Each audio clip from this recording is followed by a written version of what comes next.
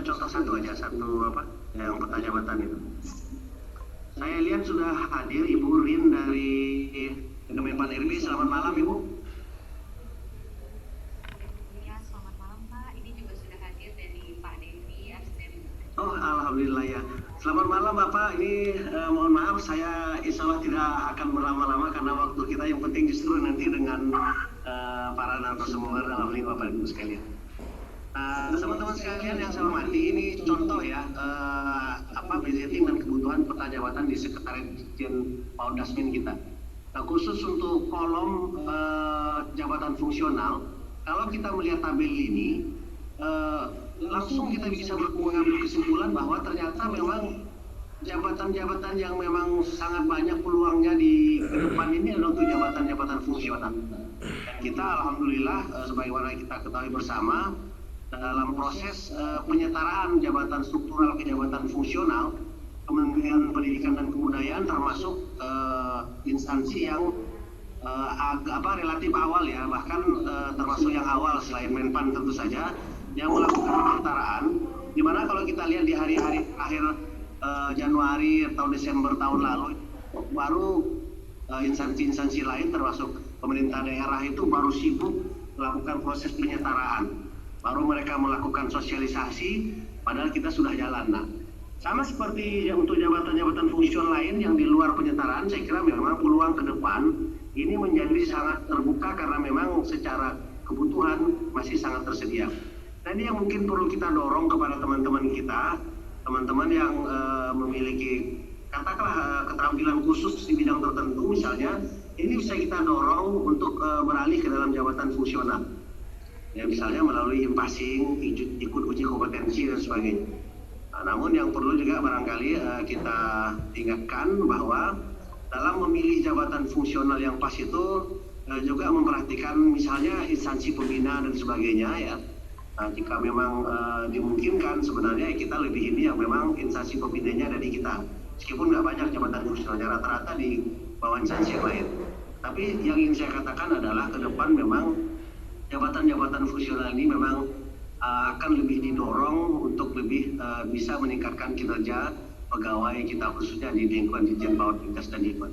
Nah, ini saya kira perlu nanti disampaikan kepada teman-teman, sekaligus barangkali nanti juga dicermati benar jabatan fungsionalnya ini apa. Nah, ini kan hanya kita melihat angka, nominal kuantitas yang ada di sini, tapi jenis-jenisnya apa saja. Siapa yang kira-kira cocok untuk jabatan fungsional ini, dan kemudian sejauh mana minat yang bersangkutan ini saya kira bisa harus terus kita dorong. Bapak Ibu yang saya hormati, dari saya pikir cukup sekian sebagai pengantar. Karena kebetulan memang sudah hadir juga Ibu dan Bapak dari Kemenpan RB yang nanti akan menjadi narasumber dalam kegiatan kita ini.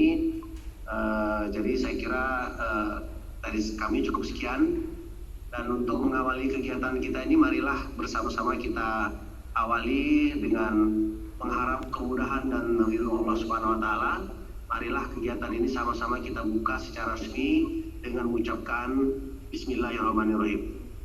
Bapak Ibu yang saya hormati, ini dapat saya sampaikan, lebih kurangnya saya mohon maaf yang sebesar-besarnya atas perhatian Bapak Ibu sekalian, atas partisipasi yang selama ini teman-teman selalu tunjukkan untuk kegiatan-kegiatan pembinaan ketatalaksanaan. Saya aturkan terima kasih yang sebesar-besarnya. Demikian juga untuk para narasumber yang sudah hadir, terutama dari Bapak dan Ibu dari Kemenpan RB. Sekali lagi saya ucapkan terima kasih Bapak dan Ibu yang telah berkenan untuk memenuhi undangan kami, berbagi informasi dan pengalaman terkait dengan penataan jabatan-jabatan fungsional di lingkungan Kementerian Pendidikan dan Kebudayaan Pendidikan. Sekali lagi terima kasih Pak. Saya akhiri billahi taufiq wal hidayah. Wassalamualaikum warahmatullahi wabarakatuh. Selamat malam, salam sejahtera, salam sehat untuk kita semua. Waalaikumsalam warahmatullahi wabarakatuh. Terima kasih Pak Anton. Terima kasih. Selamat mungkin kembali ke sebelah ya Pak ya. Rapat di sebelah. Terima kasih sudah bergabung. Saya izin sekalian Bapak Ibu, izin karena masih berlangsung rapat sekolah penggerak yang memang diabsen sama Pak Dirjen. Saya pamit ya, monggo dilanjutkan nanti. Terima kasih Pak. Ya, Bu Wanda silakan dilanjutkan. Ya, mohon izin kami melanjutkan ya Pak. Silakan. Terima kasih. Terima kasih. SMP banyak ya? Ya, Ari ada nih. selamat malam Pak. Assalamualaikum warahmatullahi wabarakatuh. Baik Bapak Ibu, sudah hadir di tengah-tengah kita narasumber kita dari Kementerian dari Kemenpan, Bapak Devi Ananta. Assalamualaikum Pak, selamat malam.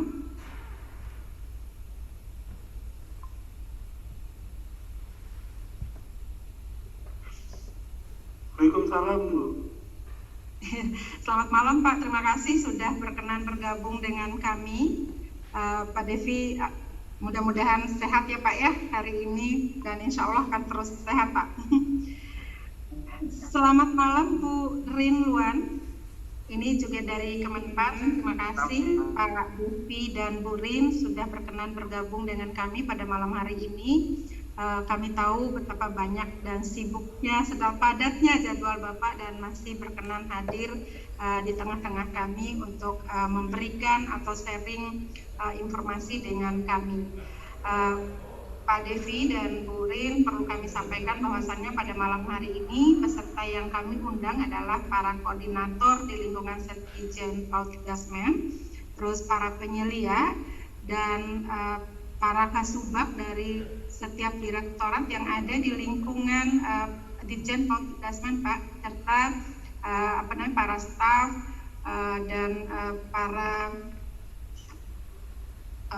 para staf yang ada di lingkungan Direktorat PAUD Gasmen. Kegiatan kami mungkin tadi Bapak sempat sempat mendengarkan. Saya mohon maaf tadi tidak sempat melihat, padahal saya sudah mencoba melihat di daftar belum ada, jadi saya tadi tidak sempat menyapa, mohon maaf. Kegiatan kami sebenarnya pada malam hari ini dan sampai hari Kamis ke depan adalah sinkronisasi peta jabatan Pak di lingkungan PAUD Gasmen. Tetapi kami paham bahwasannya teman-teman sebenarnya selama ini kan udah kerja di rumah ya Pak ya, WFH dan WFO. Untuk WFO-nya memang kami masih membatasi 2-3 hari dalam seminggu. Ini sudah mulai jenuh nih Pak sebenarnya kita kerja dengan sistem yang seperti ini. Tapi seperti yang disampaikan oleh Pak Anton tadi bahwasannya teman-teman ini masih bersemangat untuk menjalankan tugas sebagai abdi negara, sebagai abdi masyarakat Pak Devi. Nah, mohon malam ini mungkin Bapak berkenan untuk memberikan kami motivasi bagaimana sih Kemenpan RP membina atau punya strategi untuk membina agar kinerja ini tetap ada gitu ya Pak, dan tetap tercapai di tengah pandemi seperti ini. Itu mungkin sebagai pengantar dari saya, Pak Devi, silakan waktunya langsung saya serahkan ke Bapak. Terima kasih Pak.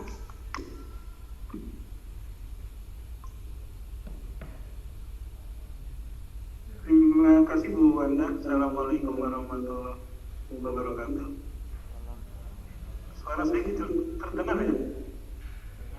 Terdengar Pak, cukup terdengar. Iya. Jadi saya sudah menangkap tadi apa yang disampaikan Bu Wanda dan juga Pak siapa tadi Pak, lupa saya Pak Anton, Pak Soehartono Arham beliau, tapi biasa kami memanggilnya Pak Anton. Pak Anton, walaupun acaranya malam hari ini, tapi mudah-mudahan masih bisa sama bertahan gitu Bu. Insya Allah Pak, ini kami semangat. Begini Bu Wanda, jadi kalau misalkan terkait dengan pembinaan kinerja, memang di Menpan ini memang banyak bidang, banyak sektor yang semuanya juga bergelut atau mencoba melakukan pembinaan kinerja di berbagai sudut. Ya Pak. Tadi Pak Anton juga menyebutkan ada yang perlu saya sampaikan. Kalau kita bicara tata laksana atau sistem kerja, itu memang ada di kelembagaan ada tata laksana. Jadi kalau bicara sistem kerja yang perlu kita ikuti di masa pandemi ini memang ada sebetulnya deputi kelembagaan dan tata laksana. Namun kalau kita sudah bicara pembinaan pegawai, mungkin ada di deputi sumber daya manusia aparatur, itu di tempat kami memang Bu Anda. Dan di tempat kami juga beberapa bidang kami tangani. Jadi kalau saya melihat undangan dari Bu Wanda, itu kan di sana Pak Anton juga tadi menjelaskan tentang peta jabatan, kelas jabatan. Itu juga ada yang membidangi sendiri, Bu. Dan kebetulan saya perlu sampaikan, saya membidangi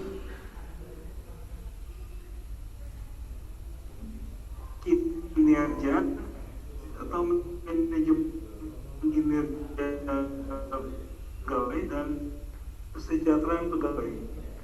Jadi kalau misalkan Bu Anda nanti misalkan tunjangan jabatan fungsional itu di tempat kami Bu Anda. Jadi ujungnya, ya. Jadi misalkan di ujungnya, jadi di tempatnya Bu Anda, kelas jabatan, peta jabatannya rapi dulu, dirapikan. Nah, setelah rapi, Bu Anda baru mengajukan tunjangan fungsional bagi kawan-kawan tersebut. Nah, itu ada di tempat saya Bu Anda. Oh, siap Pak. Ya kan, jadi saya itu kebetulan ada di ujung Bu Anda. Iya. Nah, kalau Bu Anda mau bikin acara lagi, nggak apa-apa. Misalkan Bu Anda akan membahas satu aja, yang penting misalkan tentang kelas jabatan. Berarti nanti ada asdep yang menangani itu Bu Anda. Jadi ada eselon yang akan lebih fokus dan lebih enak diskusinya. Iya betul Pak. Ya, tapi kalau Bu Anda misalkan kita mau fokus bagaimana suatu tunjangan jabatan fungsional diberikan, itu undang saya nggak apa-apa Bu Anda. Oke, siap Pak. Nah, tapi tentunya kelas jabatan sudah selesai, peta jabatan sudah selesai, baru Bu Anda bisa mengundang saya. Berarti kami beruntung nih Pak ya, di malam hari ini udah langsung bisa dengan Bapak gitu, meskipun di ujung sebenarnya nanti insya Allah Pak dengan yang lembaga yang unit yang lainnya nanti akan kami undang Pak. Ya Bu Anda, ya boleh dikatakan untung, tapi setengah untung juga Bu Anda. Karena kalau misalkan kita melanjutkan ke peta jabatan, kelas jabatan, saya mungkin belum bisa mempresentasikan itu Bu Andra. Iya nggak apa-apa Pak. Tapi nanti Bu Anda mungkin saya akan saya nanti akan menjelaskan ada kebijakan yang akan diterbitkan. Jadi saya juga ingin berbagi di Bu Anda di ujung. Jadi bicara tentang penilaian kinerja dan bicara tentang tunjangan jabatan. Nah, ini sama-sama di ujung. Jadi nanti kawan-kawan diskusinya mungkin bolehlah nanti menanyakan saya terkait itu, tetapi sebelumnya ya mungkin saya tetap harus bisa menggambarkan secara umum dulu ya Bu Wanda. Silakan Bu Bulan. Memang kalau kita bicara yang ini Bu Bulan, yang apa? Jadi latar belakang yang ada belumnya juga.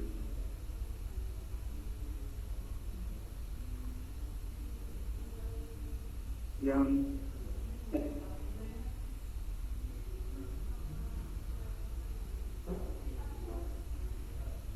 duluan yang pandemi, yang latar belakang ada. Baik, Pak.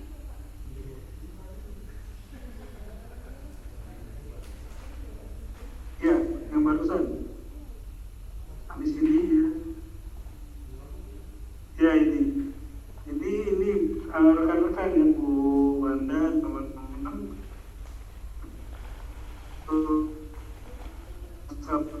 Ini membahaskan beberapa kebijakan dan tentu juga sudah menerima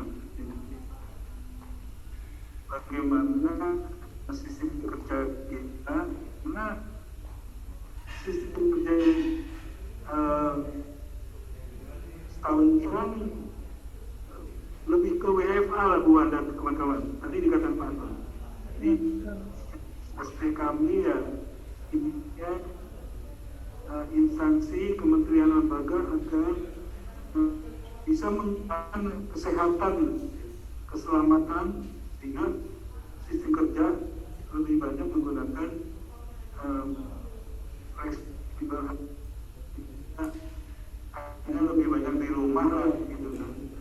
WFA mungkin kalau seperti di Menpan ini banyaknya kita WFA diatur 75% WFA, 25% WFO misalkan begitu, tergantung dari kebutuhan dari kementerian yang terkait. Kalau kementeriannya lebih ke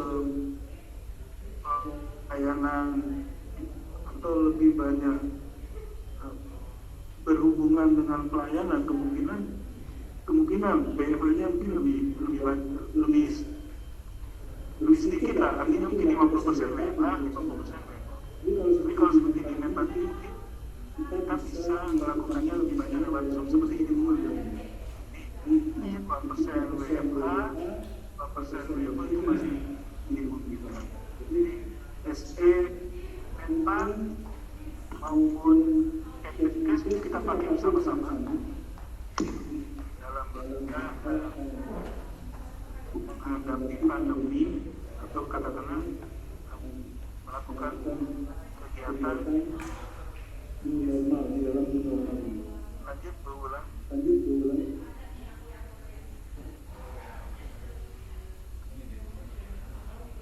Ini yang saya katakan Pak Wanda dan kawan-kawan bahwa mengedepankan produktivitas dan kualitas hidup. Artinya kita tetap sehat lah begitu. Untuk saat ini selalu yang kita bicarakan prokes. Jadi artinya tolong kesehatan di nomor satukan lah. Jadi di kantor ya kita menjaga jarak, menggunakan masker, cuci tangan. Itu 3 hal itu yang penting dan selalu kita ingatkan kepada semua kawan-kawan kita, semua keluarga kita, ya, dan tentunya semaksimal mungkin dengan masyarakat.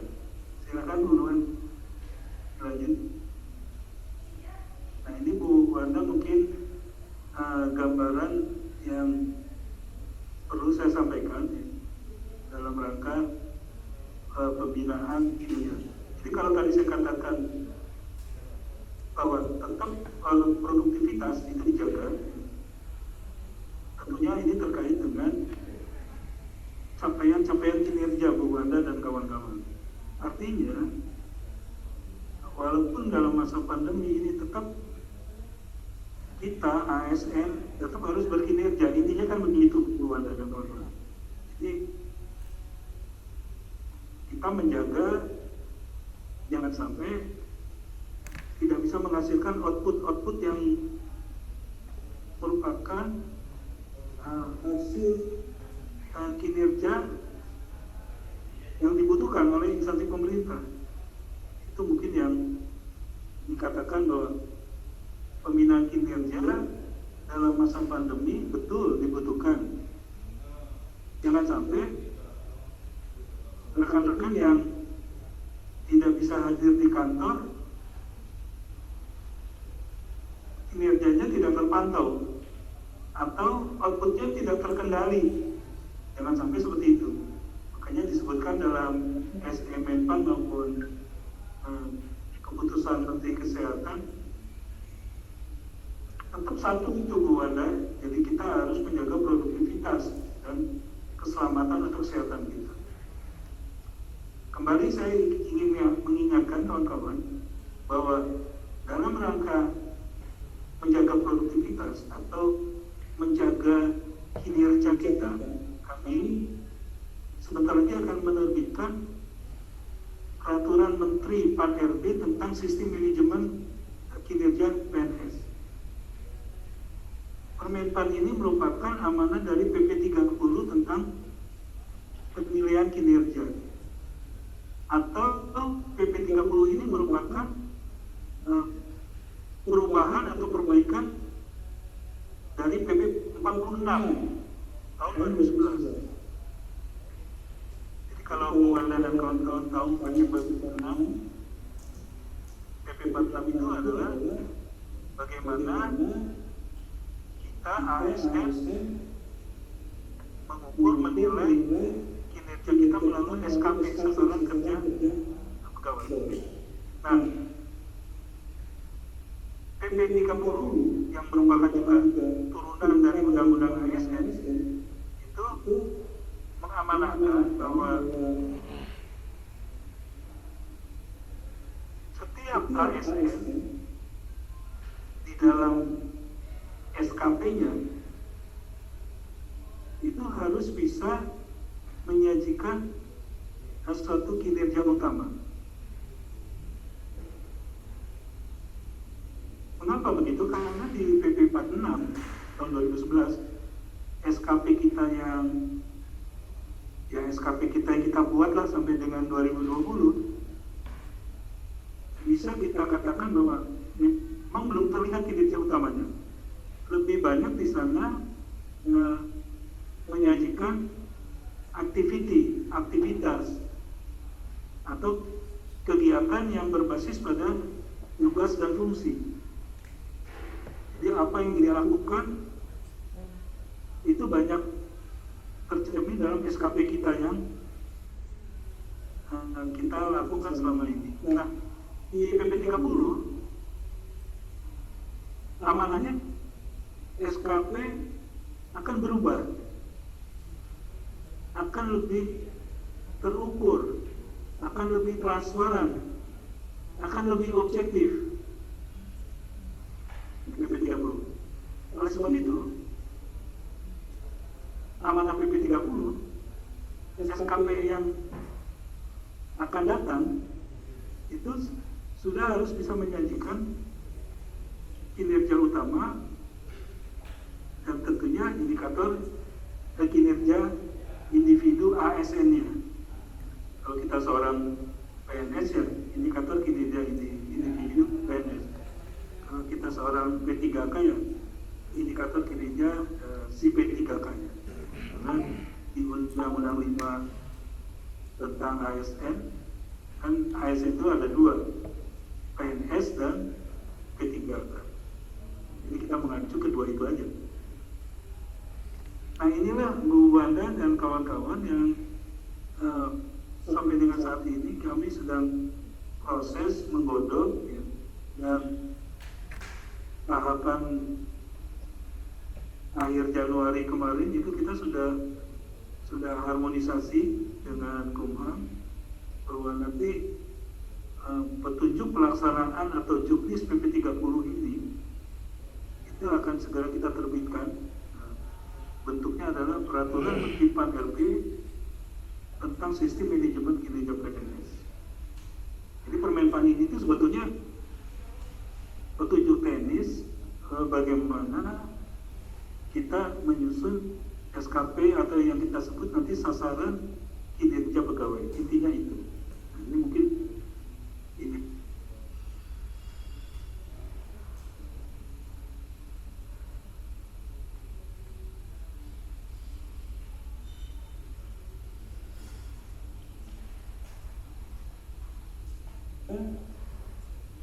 Merencanakan sasaran kinerja pegawai dan juga ujungnya nanti bagaimana nilai kinerja pegawai. Nah inilah, jadi nanti Bu Wanda dan kawan-kawan sistem manajemen kinerja PNS yang ada di Permenpan tadi itu dilakukan atau kami bagi pelaksananya dalam 4 tahap.